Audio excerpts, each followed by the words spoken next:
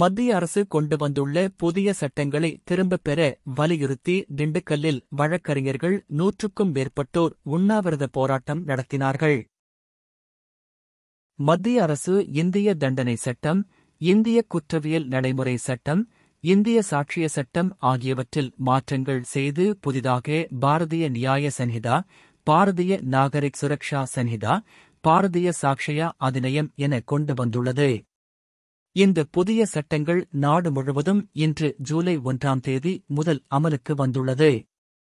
மத்திய அரசின் இந்த புதிய குற்றவியல் சட்டங்களை திரும்பப் பெற வலியுறுத்தி திண்டுக்கல்லில் இன்று ஜூலை 1, 1924 வழக்கறிஞர்கள் கருப்பு நாளாக அனுசரித்து வருகின்றனர். மேலும் திண்டுக்கல் ஒருங்கிணைந்த மாவட்ட நீதிமன்ற வளாகம் முன்பு 100க்கும் மேற்பட்ட வழக்கறிஞர்கள் நீதிமன்ற புறக்கணிப்பு செய்து ஒருநாள் அடையாளம் உண்ணாவிரத போராட்டத்தில் ஈடுபட்டுள்ளனர். இதன் காரணமாக நீதிமன்றத்தில் பணிகள் பாதிக்கப்பட்டுள்ளது. இதேபோல் ஒட்டன்சத்திரம், பழனி, வேடசந்தூர், கொடைக்கானல், நிலக்கோட்டை, நத்தம் ஆகிய ஊர்களிலும் 1000த்திற்கும் மேற்பட்ட வழக்கறிஞர்கள் உண்ணாவிரத போராட்டத்தில் ஈடுபட்டு வருகின்றனர்.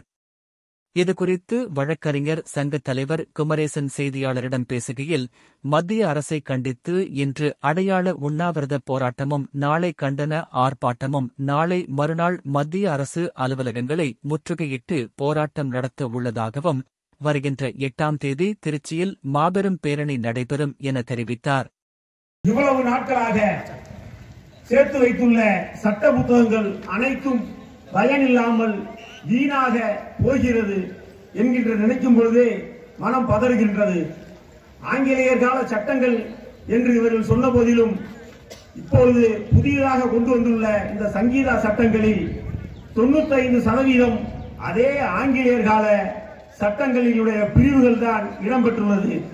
ஒரு 5% என்பதும் இவர்களாக சிந்தித்து எதையும் சேர்க்கவில்லை. நவீன தொழில்நுட்பத்திற்கு ஏற்றவாறு அந்தந்த காலங்களில் உயர் நீதிமன்றங்களும் உச்ச நீதிமன்றங்களும் கொண்டு வந்துள்ள சட்ட திருத்தங்களை அல்லது சட்ட விளக்கங்களைத்தான் இங்கு இவர்கள் புதிதாக